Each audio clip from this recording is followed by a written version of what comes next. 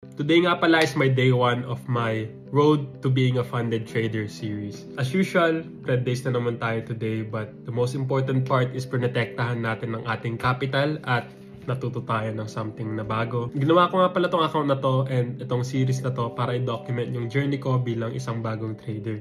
I've only been trading since October of 2024 and na-notice ko na agad kung gaano karaming BS ang nasa industriya na to. So, I want to be transparent with my journey. Gusto kong i-share lahat ng wins, lahat ng losses, and everything in between. Lahat ng natutunan ko, so I could hopefully guide you kung ano ba ang totoo sa hindi sa madugong industriya na to. As a matter of fact, if I could share one lesson that I've learned along this journey in this video, it would be to start, but don't keep building half-built bridges.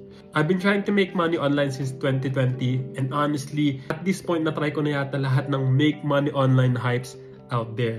From running a digital marketing agency, running a dropshipping business, affiliate marketing, even network marketing. Na-try ko na rin mag-sales online and even door-to-door at napakarami pang iba.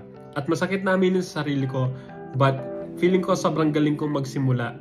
But I never actually stick long enough with one thing and give it my all hanggang sa makita ko yung resulta. So now that I'm doing trading, ayoko nang ulitin yung dating pattern. And isa din yung reason kung bakit gusto ko kayong isama sa journey na to. So I could keep myself accountable and hopefully inspire a bunch of people to reach for their dreams. And this time, I have a long vision.